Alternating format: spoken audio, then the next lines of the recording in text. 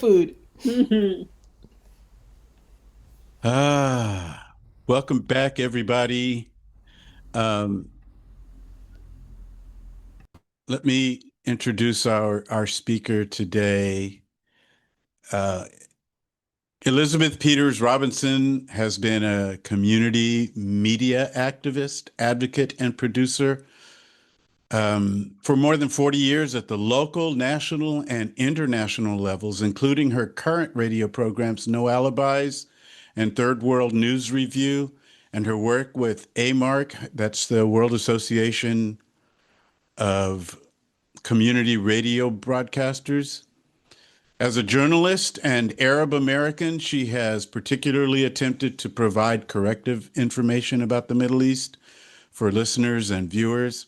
While the seeds of her political commitments might have been planted when she witnessed inequities as a high school student, they blossomed and matured as a consequence of her relationship with her life partner, the late Cedric J. Robinson, and the world he opened to her. She occasionally writes, frequently broadcasts, and has mentored hundreds of broadcasters and other people. She is convinced that every voice is a radio voice and that, and this is big, another world is possible and necessary, which is so consonant to what I represent and what you represent as people who embrace the message of Jesus. I mean, it doesn't have to be associated directly with Jesus, but that's what it is. And um, I mean, in terms of it being post hegemonic and post capitalist and pro people. And I have to say, concerning her late husband, I asked ChatGPT about him, and it says when it comes to being influential across generations, movements, and disciplines, Cedric Robinson is arguably the most consequential UCSB professor of the last half century. Um, I remember the time I was at my university in Eastern Canada, this small university where I was in a conversation with another faculty member in his office, and he found out I was from Santa Barbara. This was about a decade ago. And he found out I was from Santa Barbara. He said, "Oh man," he said, "Santa Barbara. When I think Santa Barbara, I've never been there, but I think Cedric Robinson." I was amazed because, I mean, like, first of all, there were no black people within miles of us anywhere, not even on the US side of the border. And here I was at St. Stephen University, and he had absorbed the book Black Marxism.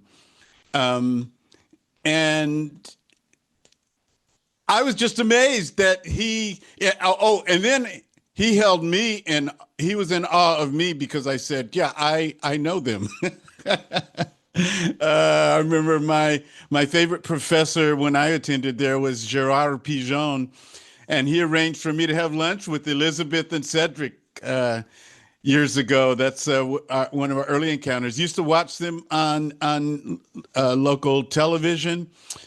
Um, Many of you hear me often talk about the Black radical tradition, which would include everybody from Malcolm X, Audre Lorde, Mark Lamont Hill, Breonna Joy Gay, Amanda Seales, and on and on. They embrace that. Well, Cedric is the one who coined the term Black radical tradition.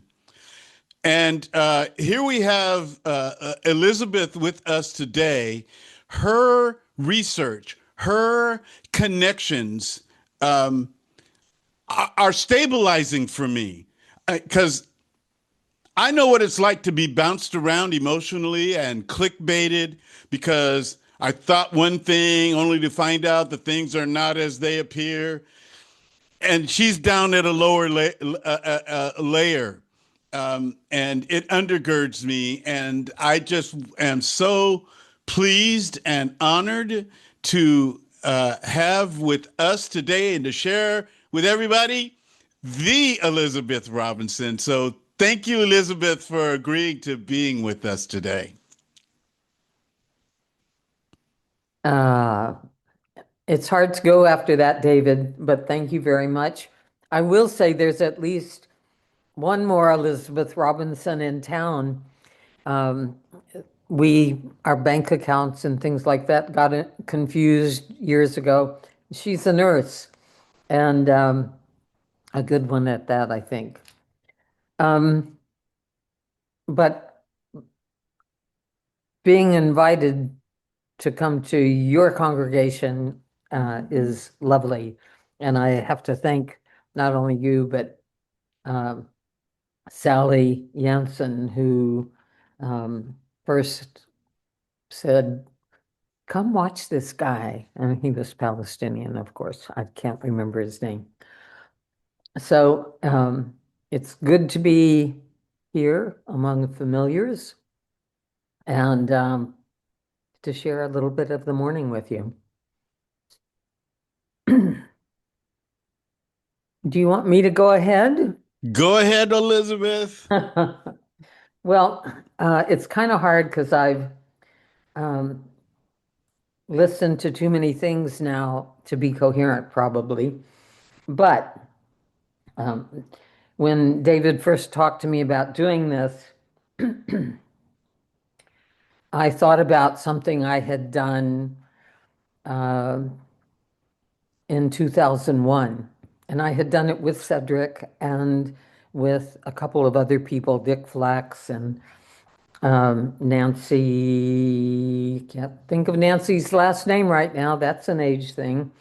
But following September 11th, we all agreed that we wanted to do a panel and try and make some sort of sense out of that, more and beyond the hysteria and bellicosity that was just spewing forth all over the place.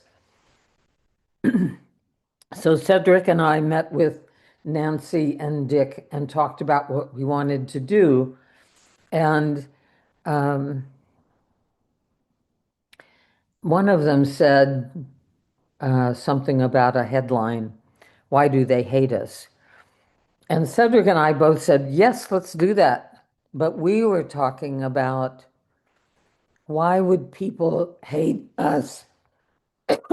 I'm sorry. As in Americans,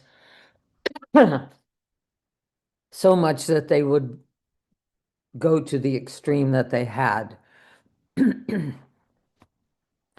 And our colleagues thought we were talking about um, why Arabs hate us, not why, and why we're hated by Arabs, not that there's an active something going on.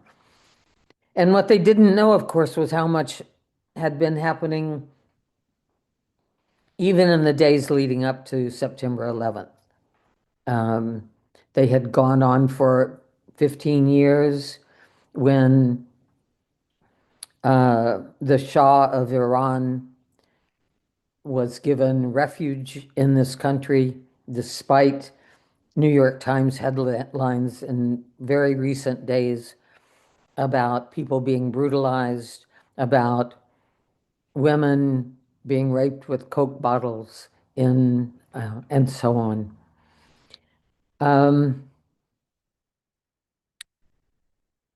In talking about it, I'm sorry, I was fine 2 minutes ago.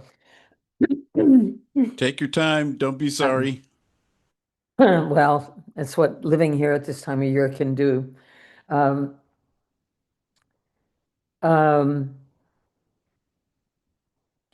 the amount of weaponry, of passive and active destruction in the Middle East in 2011, 2001 was the culmination of 2 decades, at least, of the same kind of behavior. We knew about, at the time, a war between Iraq and Iran.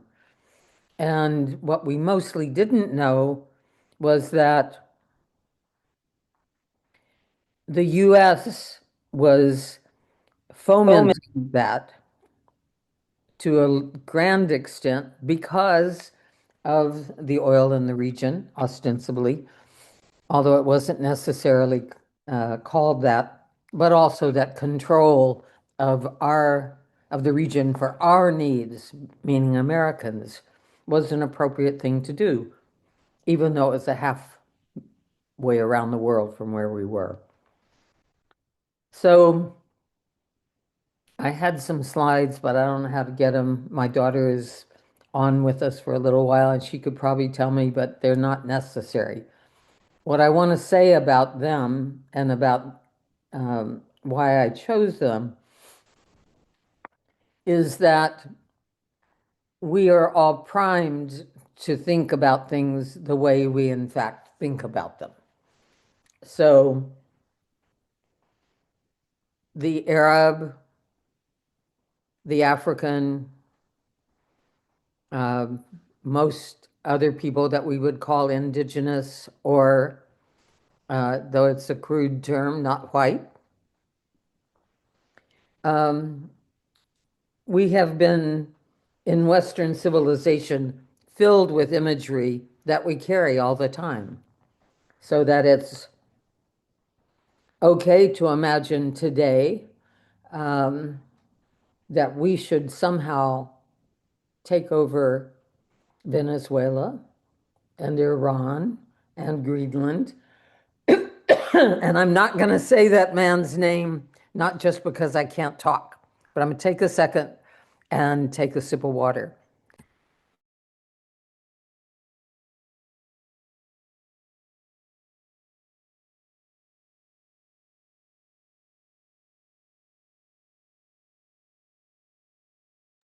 I think I can keep going.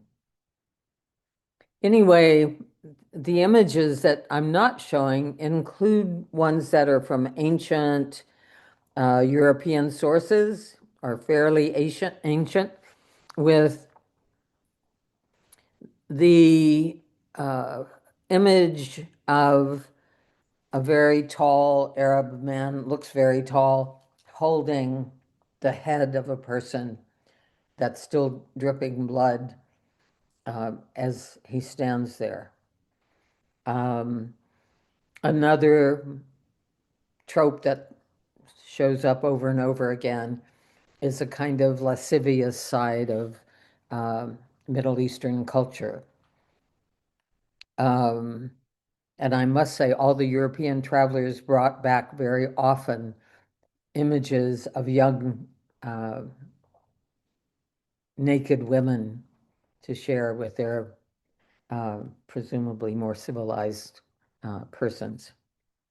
Anyway, by the time September 11th happens, we have decades not only of still imagery, and this is a nod to my husband, but also to theater and film that bombard us with images of the other. And the other often can be defined by skin color, often not. But somehow we know that we are better than they, whoever the they might be. And by the time a fool takes over and decides he should control half the world, we already have so many images that we've brought with us. We have images, I think I can reach behind me and grab one.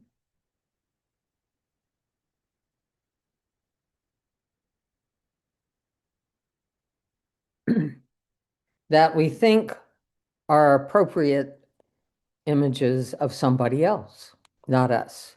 So this is an old bank, I think. I don't know. Cedric collected stuff like this. We know they're not as accomplished, as beautiful, as deserving as we are. So when we are told that we need something for our protection, we say, okie doke.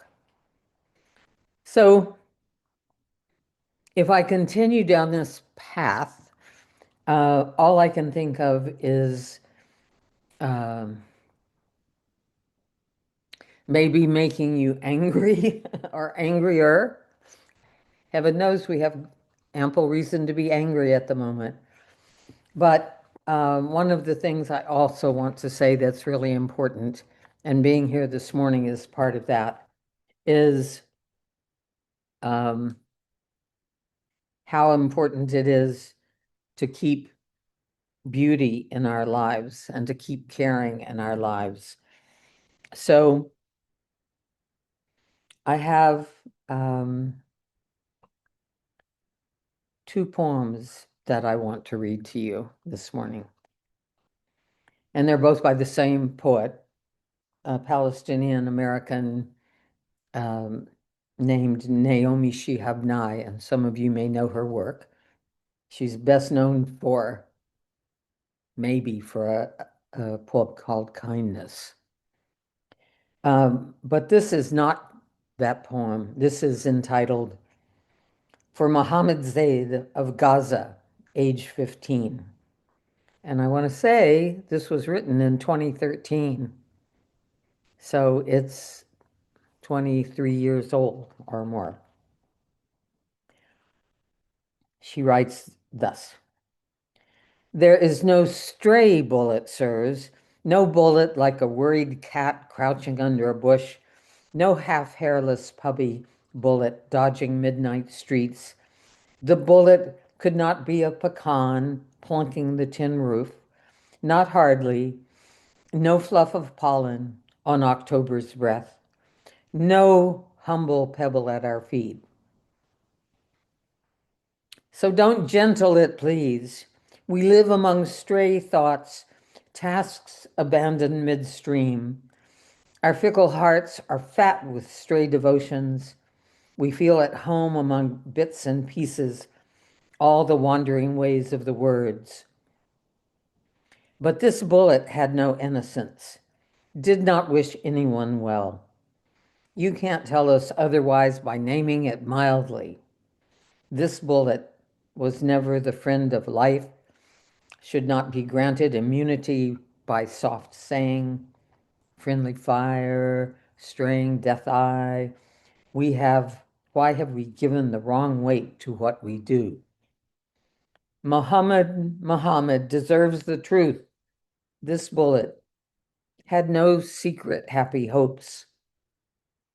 It was not singing to itself with eyes closed under the bridge. Um, one of the things that is very true about politics and geopolitics in the Middle East is that they always just begin yesterday. So now we talk about October 7th as though nothing occurred before October 7th, even though the depredations visited on the Palestinian people and on the region have been there and have been going on for oh so long.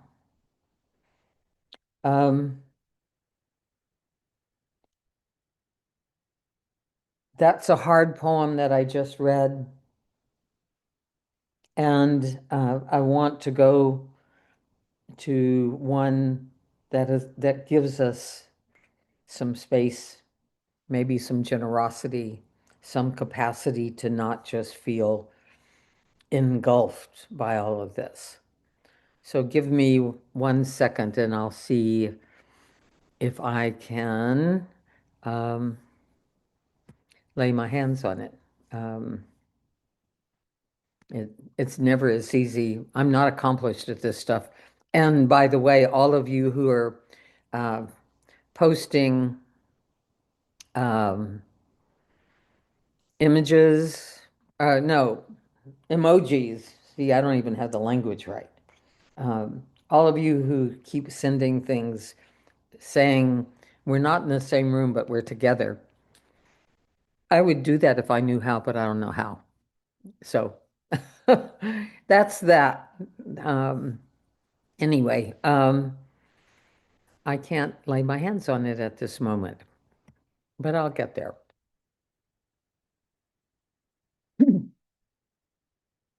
The second poem is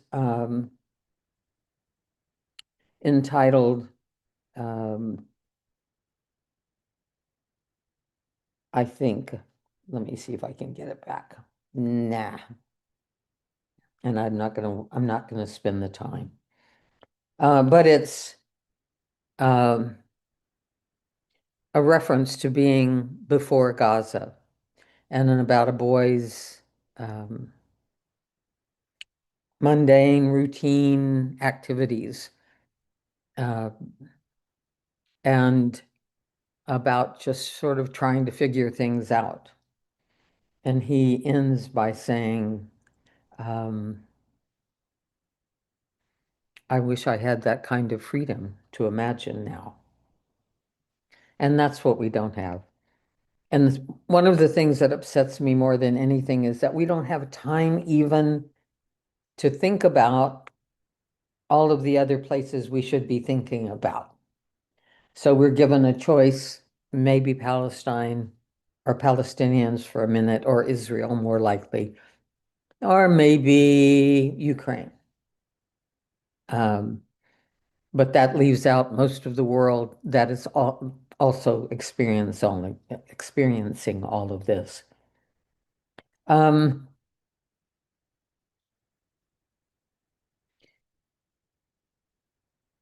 that is enough to drive us just back. I'll make a reference to a friend of mine who's here right now, to get back in bed and under the covers, to run away from everything we can. Um, but inevitably, we have to come back out. And the other options that we all maybe think about um, is resistance. So I want to do some things that are a little more hopeful, at least, or mention some things. And the first one is um, in this moment of AI, we are being bombarded with this new thing that's not really that new. And moreover, being told that it's here, get over it, deal with it.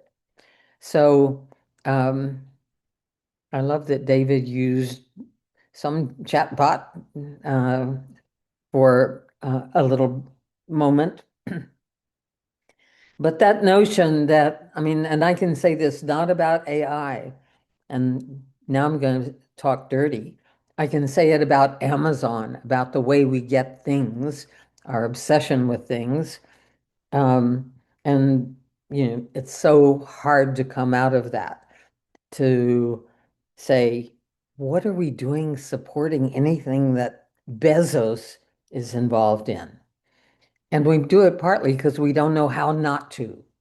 Um, so one of the things I just wanted to mention is, first of all, the reason I'm here today is because this strikes me as, well, what could we do instead? And so the work that David and Diane and the rest of you do, and I confess that I'm a godless person, but the rest of you come together through meetings like these, and they're really important, I think. So that's one thing in the last week. The other thing, and I'm just personalizing a lot of this, I said earlier in our chat rooms that, or Julia said that we had seen each other last night. And indeed we had, and Anna and a couple other people here too. And we came together to celebrate an organization uh, that may be defunct. We may not be able to ever recover it. But even if that is so, the memory of those things exists and is shared. And I want to say that about La Casa de la Raza, which is not just about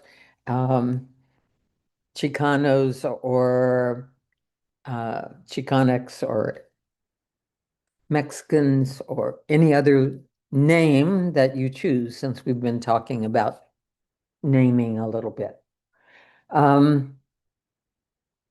It was about the way people came together in a particular place um, to educate children, um, to celebrate culture, to march in the streets uh, in massive numbers, and also in the face of crisis, a place for people to deliver food to be distributed. So being at an event at Del Pueblo Cafe celebrating the creation in 55 years ago of Casa de la Raza was very sweet and a good place to see some of you. So those things, even though in this case, the casa has lost its building, it may come back from the dead, but that's probably not going to happen. That's my own sense of it. But whether the building exists or whether the organization exists informally or formally, the memory of it is still very much with us. And we have to celebrate and remember that. It is also why repression fails. Because even when we die, even when we have lost generations, somebody remembers and somebody talks about it and somebody says, no, I'm not going along with this program. The second instance of that was last Sunday. Through my usual confusion or muddle or whatever, I thought there was going to be a demonstration Saturday and Sunday. And I had other plans for Saturday. So I went out with a friend of mine, Beth Anderson, on Sunday and stood on State Street with a sign that said something like, abolish the stormtroopers. Nobody else was there, just Beth and I, but we stayed for an hour, and it was so informative to stay for an hour and see how many people honked or waved or did fists in the air, whatever. And I would say roughly half the cars, somebody did something like that. On the other hand, other experiences I've had in this town have included when, I guess it's 20 years ago, somebody trying to mow some of us down as we protested against the Gulf War and shouted obscenities and so on. And there was none of that. We were there for an hour and just, it made me think in part, maybe we need to do that more. I mean, going to mass events is great, but how about just going someplace and doing a tiny act of resistance? I'm all for that, I must say. And I think the resistance also leads us to other things that we need to do. And I'm looking at my time. I think I have a couple minutes, David. Um, I don't think anybody's tired of listening to you. oh, well, heaven help us all. Um, one of the other things that I just wanted to briefly share as modeling in some sense, as hopeful moments, as our own moments of resistance, recognizing that it is scary to get out on the street. Um, if we're not aware of that part, we had better be. But hats off to the people of Minneapolis who are out there again today, and to their leadership, their political leadership, who are saying this is not okay, and we're not acceding to it. There have to be ways for us to say no, and it can be just for ourselves, but I think we also need to think about the impact on other people. Honking your horn at me was just uh, great. Um,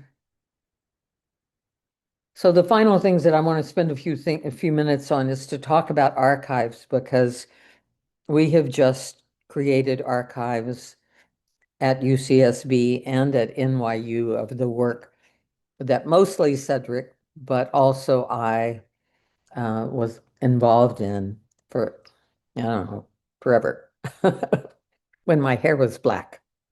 Um, and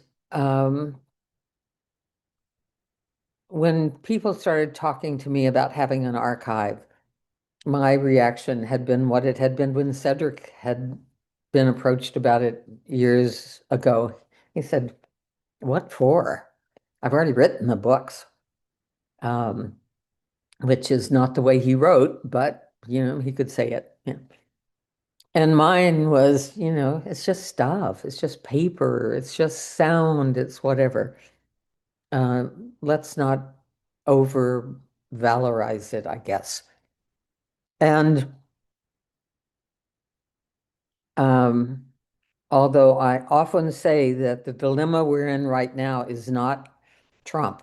Oh, I said his name. Excuse me. It is about the structure of this civilization, really. Or as Cedric would say, Western civilization is neither Western nor civilized. Um, so the point, though, is to say we have tools and we have to figure out how we use them.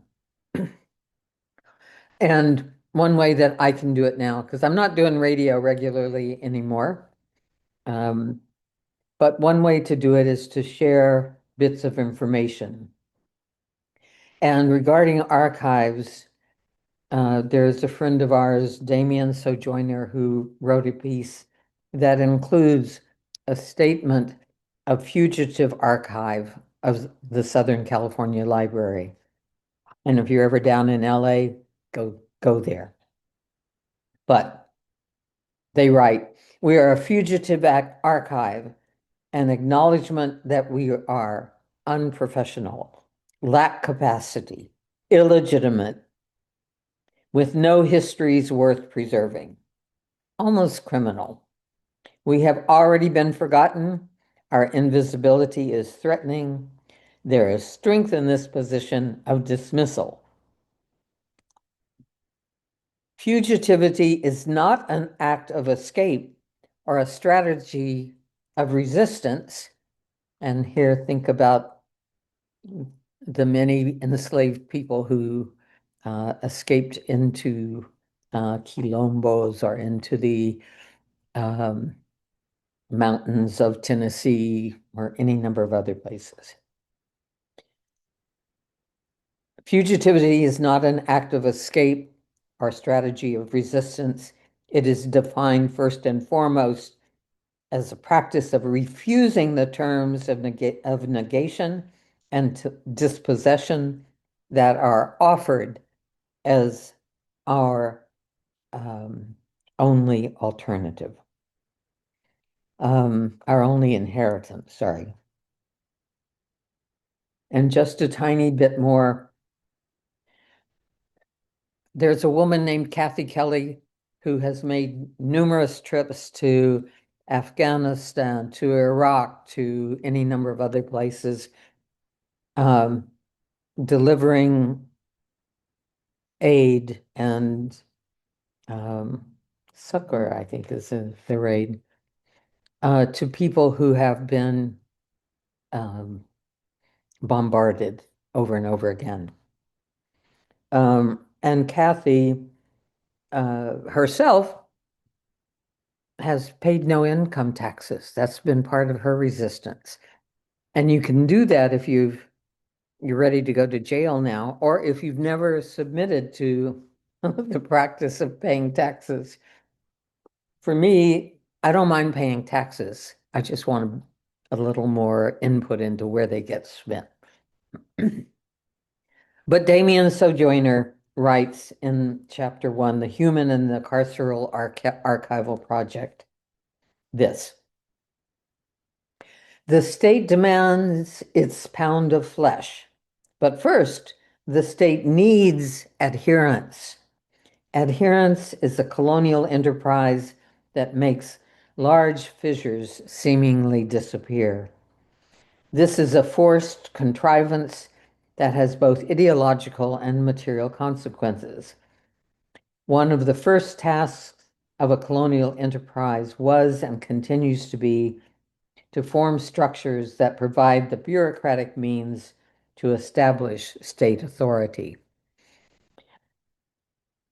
That's kind of a complicated way, and it goes on, but I was saying, throw the wrench into the cogs of the machine. And we don't, most of us work in factories, and so we can't do that. But one of the things that always marked for me and my knowledge, particularly of Black history and culture, were the millions of tiny acts of defiance, not just the rebellion at Harper's Ferry or wherever, but refusals, tiny refusals.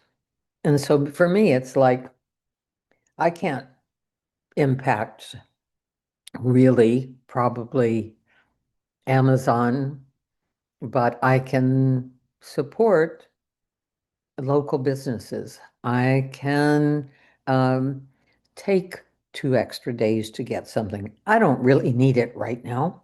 I probably don't really need it at all. To maybe take a sign and a friend, I don't really want you doing this on your own, and stand on State Street or somewhere making known your objection to the shit that we're mired in. And excuse my language. That's one of the privileges of age. I want to just share one other little thing with you. This is Damien's book, by the way, Against the Carceral Archive. And it's a tiny book, but it's full of good stuff. This one,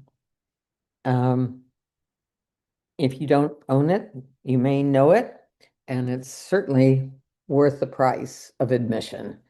And it is entitled Abolition Feminism Now. And Angela Davis, Gina Dent, Erica Miners, and Beth Ritchie co-wrote it. And they literally co-wrote it. They sat down and wrote every word together. which is an extraordinary thing. But it is also full of other people's work. Uh,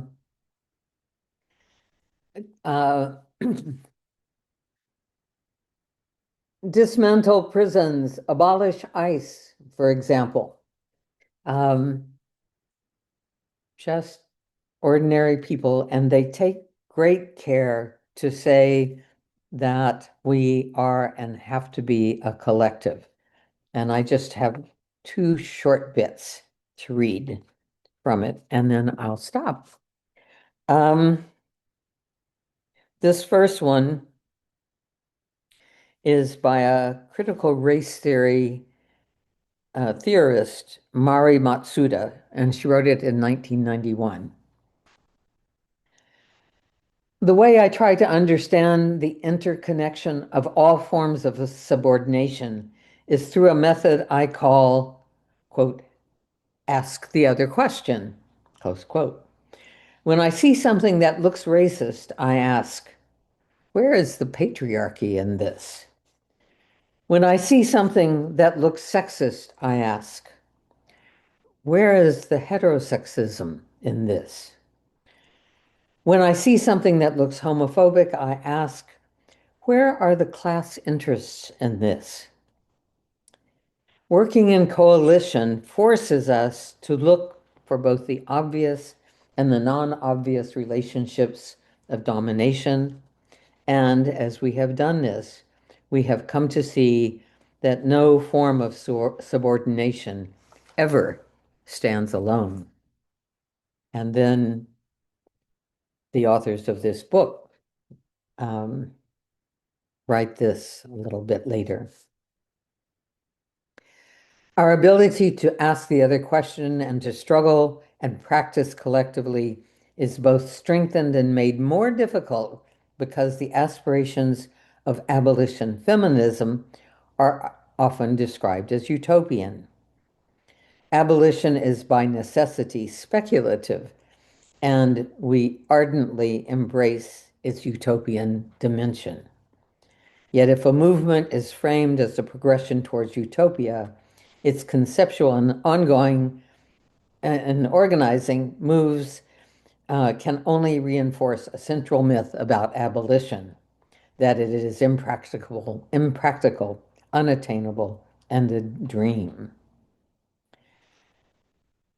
The framing of the US as the dystopic and exceptional outlier on an international carceral state spectrum does not help to erode feelings of the impossibility of abolition in the US with the concurrent maximization of necessity for abolition in other states. Utopian approaches can be cast as limited, and it is a refrain too often leveled against abolitionists, along with, quote, and you'll love this, our evangelical zeal, our naivete, our failure to be pragmatic, and our extremism. And I'm going to stop right there, if that's okay. Just with the only added thing being, we have to remember joy, especially at this moment. Gotta remember some joy. Thank you all.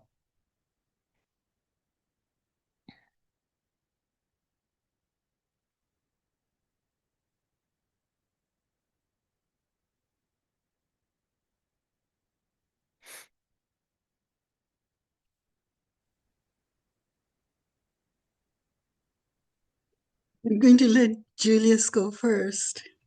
Oh, thank you, Robina. I was going to defer to you, but I'll take it. Thank you, Mrs. Robinson, for the message today. It was something that I definitely needed to hear, and I'm sure most, if not all of us, have been deeply enriched by your words this morning. As a kickoff, just things that I was thinking of as you were speaking. one item I picked up was chaos as a method of control. This war between Iran and Iraq. I could imagine during the 80s, it must have been bewildering for some. Why are these two countries, these two peoples that have lived side by side for so long, why now are they now in this struggle, this titanic struggle that took so many lives and was so brutal, including the use of chemical weapons in that war? And come to find out that the United States was actively engaged in stoking that conflict. Not for, you could imagine maybe it was for oil, but ultimately to destabilize both regimes and enhance its control over that region. The holistic nature of propaganda. I liked your imagery as you began of the images, both still and moving, that we have been bombarded with for generations upon generations, which then lays the groundwork for what comes next, which is domination of other peoples. And since these peoples are lesser than and backward and retrograde, well, either they deserve what they get, or by brutalizing them, we'll actually make them better. And this constant barrage of images of dehumanization prepares the minds of the public for that eventuality. And then hope in the small acts of resistance, hope in our neighbors, hope in meetings and gatherings like this, which may not seem like much, but make a big difference, which reminds me of the antecedent meetings prior to the Mexican War of Independence in 1810, the small gatherings of like-minded people in what were called reading groups at that time, which one of those reading groups was where Father Hidalgo and the other revolutionaries met and ultimately culminated in the Grito de Dolores. We cannot underestimate the gatherings that we are participating here, and we cannot discount the fact that there are other gatherings in other places around this world. And our system of governance with its images dubs those meetings and gatherings terrorism or gangs or narco-terrorism. So when we hear these buzzwords of peoples gathering to resist colonialism and imperialism, and we see the images and the buzzwords, just think they might just be like us, meeting together, planning, strategizing how to resist this brutal system, this brutal structure, as Mrs. Robinson alluded to. I'll yield the floor to Robina and eagerly take notes as far as what she has to say as well. Thank you. So thank you very much, Elizabeth. Thank you, Elizabeth. Since I am gray-haired too, I can call you by your first name. I really wanted to hear your voice. I was looking forward to hearing your voice, not about the other Robinsons or discuss their work in any way. And because I was so curious and had lived in Santa Barbara for a short time, I think I may have forgotten what your voice was. And so I did the homework and I went back to listen to one of your recent podcasts. But I have to say I was not disappointed in any way. I am so delighted to have rediscovered your voice. I appreciated it that you started with the return of bellicosity and the ways that we have been primed to think in certain ways because of the framing by which we are presented with explanations for what is happening around us. And I really enjoyed your talk from the point where you started to ask how we get beyond these framings. And I think in recent years, ever since October 2 years ago, people have started to say what we need to do is start thinking from Palestine. And that's exactly what you started to do. I love the line in the poem that you read, which said, "This bullet has no innocence." And we know none of the bullets, past, present, or those that are going to come, are innocent in any way. You have to do a lot of hard work in order to make it seem, even for a fleeting moment, that it is innocent or it was needed. And then I also rejoiced in your reminder that people come together to celebrate, to educate, to build community, and essentially to resist. I am so thankful that you mentioned all of the refusals that we can participate in. Refusals not only in the framing, in where we begin to think, thinking from Palestine rather than thinking from the Western notion. And once again, I'm so thankful to have heard your voice rather than, as I said, the other Robinsons. I love the idea that you introduced of fugitive archives. And I really like that you ended at the point which says, ask the other questions. So I so appreciate what you did today and how you educated us and helped us remember that we need to celebrate and ask the other questions. So thank you very much. And I think there are people that are raising their hands. So Yes. I see Jake. Yes, can you hear me? Yes.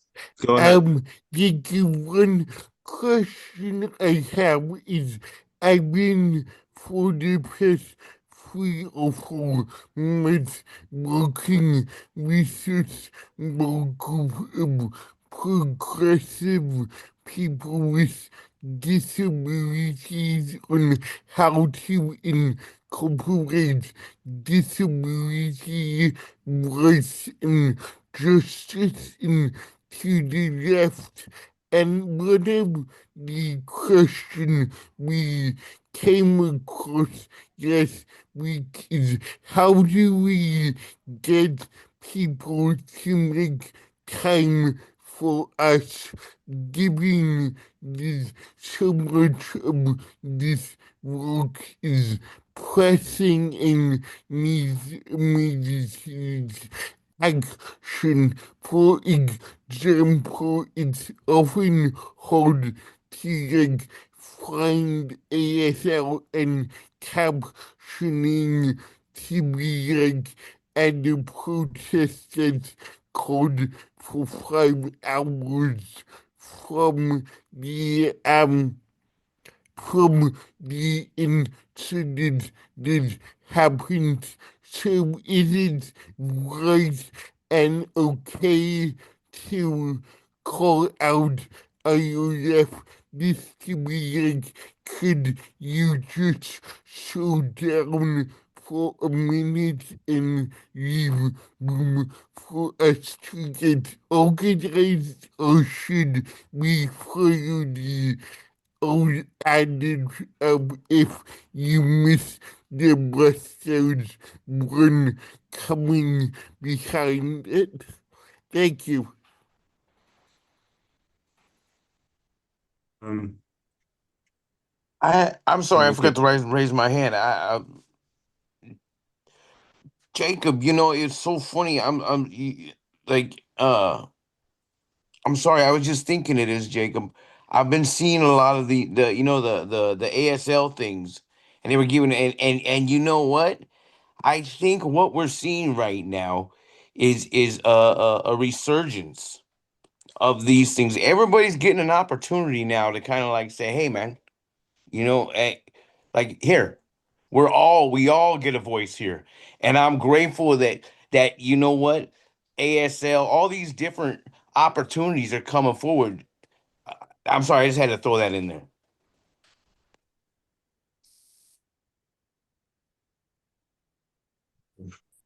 Um, I I think I was trying to write down as much as I could from Jake's question. From my perspective, it sounded like Jake is saying, given everything that's going on, how do we create opportunities to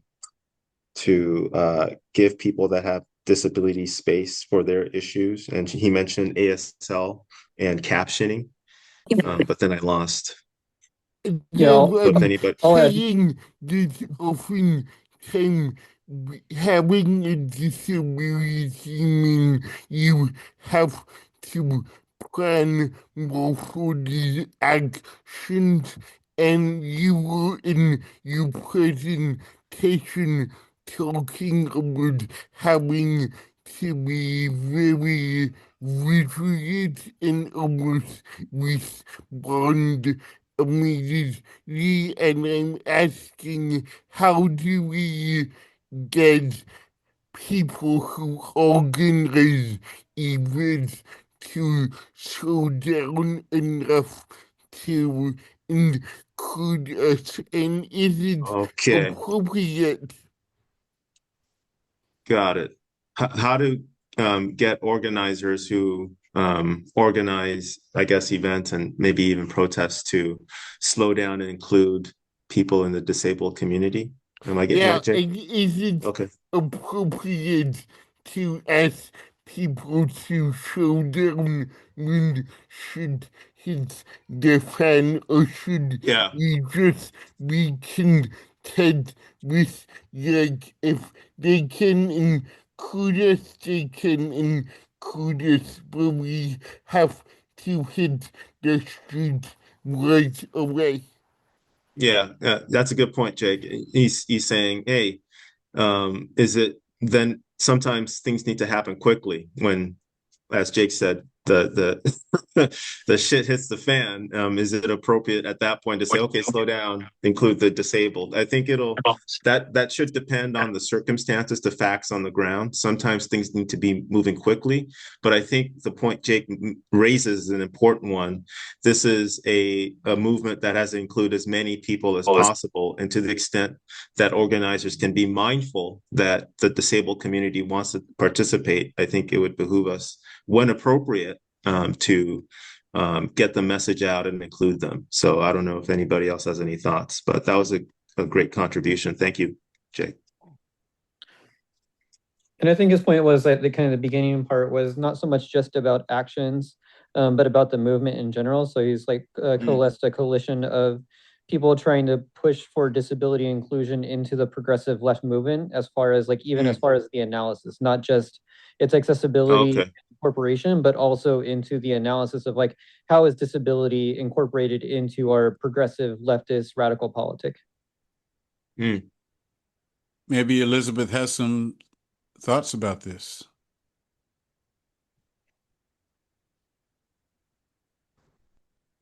I have, yes, some thoughts, but I also want to acknowledge, if I can take a minute to go back to the two earlier comments. One about reading groups. This is something for us to think about. In the early days of factory work in this country and in Cuba, the first instance I heard of was from Cuba. Cigar makers who worked in a room together rolling cigars would say there were 10 of them, 9 of them would make cigars, and the 10th one would read to them while they worked. They were called lectors.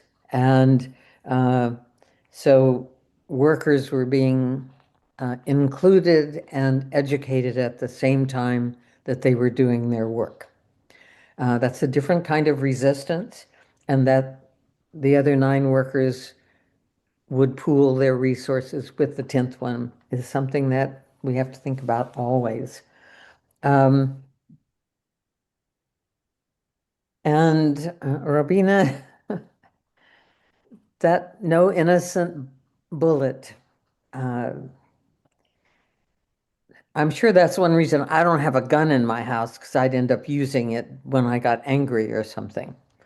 Maybe not. I'm not a violent person, but we are convinced that somehow what's happening, or they've tried to convince us that's what's happening in the Gulf of Mexico and the Caribbean Sea, etc., is okey doke. How do we even get to a place where somebody can say that? And it's so disturbing.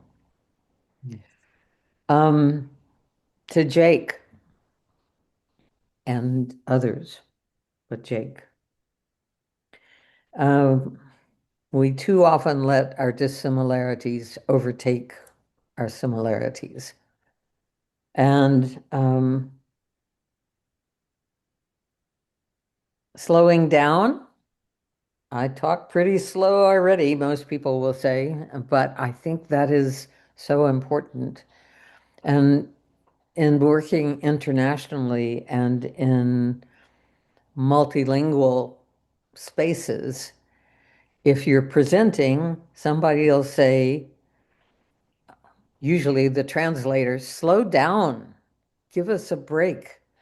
And I think on, at least in spaces like that, like this, we do have some capacity to have an emoji or something turn up where we say, whoa, halt, hang on. And I think it's until we begin to do that, and I'm also thinking of my daughter here because she works in an environment where this is always important.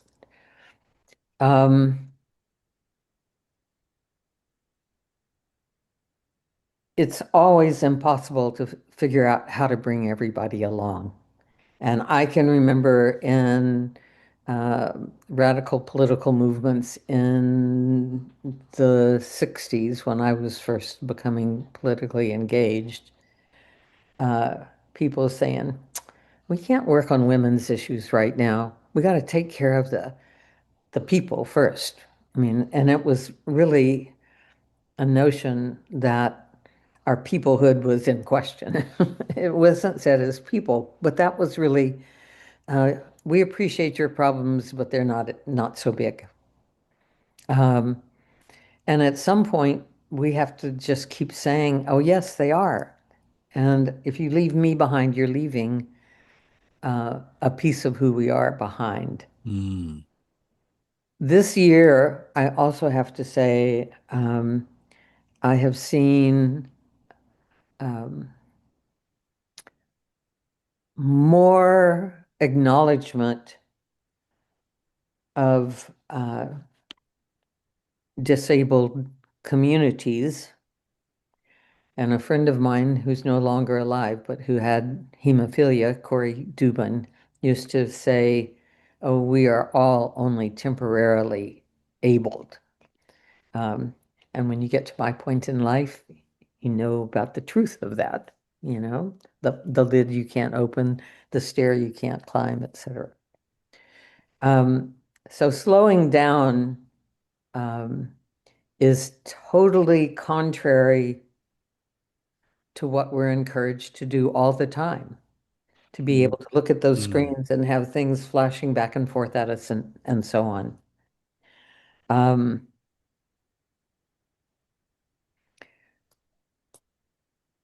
But I appreciate what all of you have just said in support of Jake's statement to begin with, is we're not going to be good at it, and we're going to fail at it frequently. But please do as you did today and say, hey, wait a minute. I'm not keeping up. I'm not as it's not as easy for me to express myself. I'm shy. It can be all kinds of things. And especially in a small community like this, I think there's time for people to be heard. Thank you. David? David? Thank you for your presentation. I just wanted to comment on your comment about being godless, which I guess the people closest to me in my life would describe themselves that way, namely my wife and my daughter. And I came across this brilliant quote that I sent to my daughter, and it's brief, so if I may, I'd like to read it. It was from a book called The Afternoon of Christianity by Thomas Halleck. I haven't read the book, but I came across the quote in a David Brooks piece. And the quote was, "A person's way of being human is the most authentic expression of their belief or unbelief. A person's life speaks more about their faith than what they think or say about God." And that is, I can't think of two people who embody that more than my beautiful wife and my beautiful daughter, who both they live exemplary lives. They think all the right thoughts and they do all the right things, and they're just both an inspiration to me. And so that's what matters. And the other thing I just throw out in this regards, my old friend, I'm a transplant from Boston, and he was one of the 12 university professors at Harvard, the highest rank they have. Someone you probably know, or maybe you're friendly with, is Cornel West. He said to me once that he identified as a Christian because he thought it was the most radical and revolutionary faith. Oh, let me, Elizabeth, again on reading groups. I'll remind everyone that several of us, some of you who are on this call, were part of something of a reading group last year. We, at the urging of Reverend Judith, who is working today, we read the book by Omar al-Akkad, "One of These Days, Everyone Will Have Been Against This." I mean, even the title is a book. And then one thing Mrs. Robinson brought up that was made an impression on me, are just that imagery of the cigar workers working together, 9 of them working and pooling their resources so that one of them can read to them. And you could imagine that maybe some of the 9 may not be literate, but because they see the unity in their humanity, they take on more work so that one of them who is literate and can read to them. And then that makes me think of Carter G. Woodson, the father of what was Negro History Week, which then became Black History Month, and his trajectory, obtaining education. And he worked in the coal mines. I think he worked in the mines.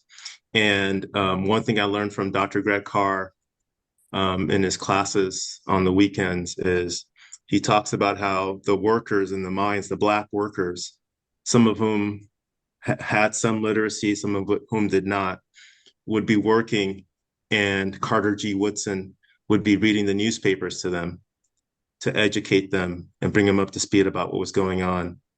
And when we think about reading groups, we think, oh, these genteel environments where we come to a book club and it's an air-conditioned, but we also have to think about that there's a lot of intellectual power in workers, ordinary people in their workplaces and they are eager to learn just as much as any academic at UCSB or Harvard, and they deserve that knowledge as well.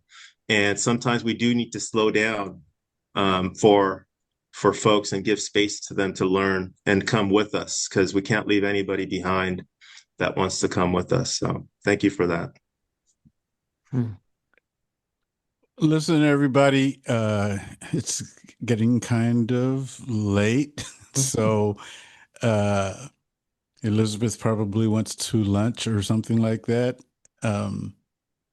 But before Linnea leads us in our closing, maybe Elizabeth has closing thoughts. And thank you, Julius and Robina, for your beautiful facilitation of the conversation today. Mm-hmm.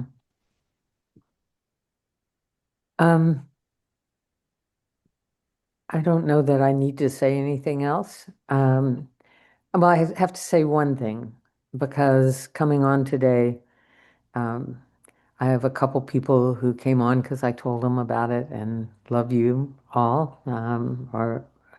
But also, I saw a couple people I haven't seen in ages, who I had no idea would be here. And the people I don't know as well. It was just very sweet. And I do want to say to Sayuri, is that the correct pronunciation? Thank you. You referenced something about a first attack on Iran a year ago, and we're all encouraged to shorten our memories to our lifespans wherever they were. And I've been working with academic justice for Palestine, even though I'm not an academic. And it amazes me that experts in their field think that 2014 was a long time ago. And we need some time to expand our scope to include all of the people who we've talked with today, but also to say we can't all be historians, but we need always to remember that whatever it is we're looking at is pretty partial.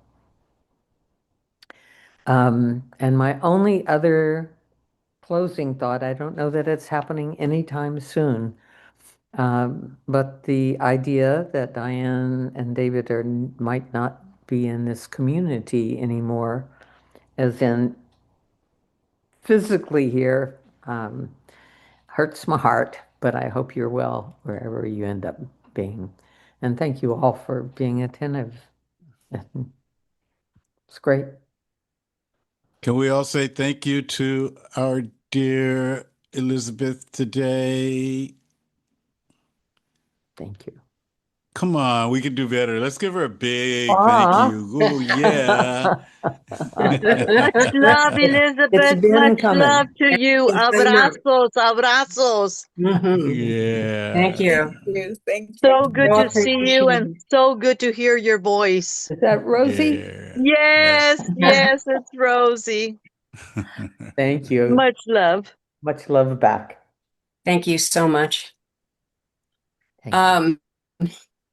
If you haven't already, you can go gather your elements for communion, and this should be pretty short.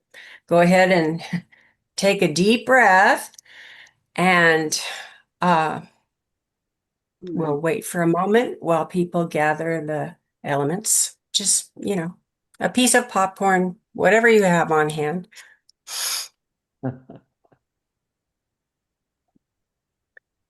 In my youth, I used to think that we were kind of obligated to have communion in our gatherings because Jesus said, "Do this in remembrance of me." And I dutifully tried not to approach it as a duty or a polite ritual, considering the extreme torture that he had subjected himself to for all of us. Back then, the word ritual carried some rather negative connotations. for me, and I associated rituals with pagan superstitions or maybe churchy people who would rather follow some script than use their minds. I even thought of rituals as tools that foster a controlling sort of club mentality. Little did I know back then how much my attitude towards all ideas of ritual were just another reflection of my own cultural programming, a programmed culture of whiteness. One of the most valued traits of many ethnic groups is individualism, the primary social unit. I was thoroughly steeped in the whole concept of actualizing my own unique self, the strong, the independent, the rugged individual. Coming in at a close second as a highly prized characteristic within white culture is objective, rational, linear thinking, the scientific approach to everything. In a chat thread where I posted a couple of lists of the attributes of white culture. Both of these traits were deeply instilled as a filter through which we looked at everything. So with that value of individualism, what myself? Oh, my husband just told me my internet is cutting out again. Sorry about that. As an heir of Western European Enlightenment values, wasn't ritual like communion kind of a bit of fluff? I've since come to realize the values of, in fact, our created need for community. I know that you're not just a bunch of fun, interesting people. Rather, you are my village.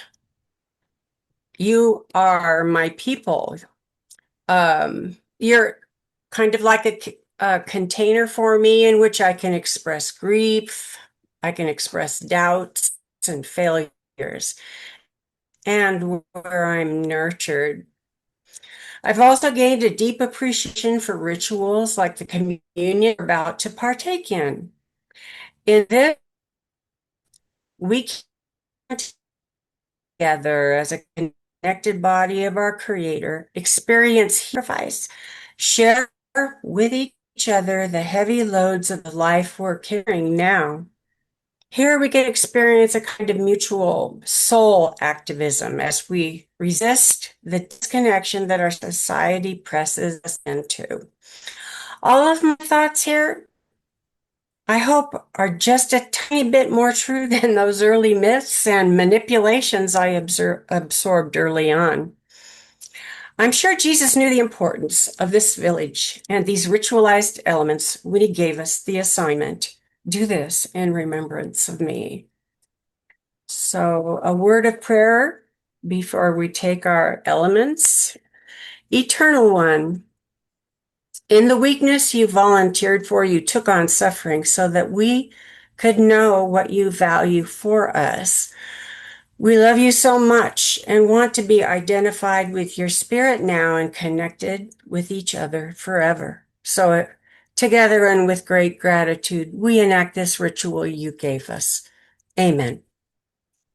Let's now take the element of Christ's body broken for us.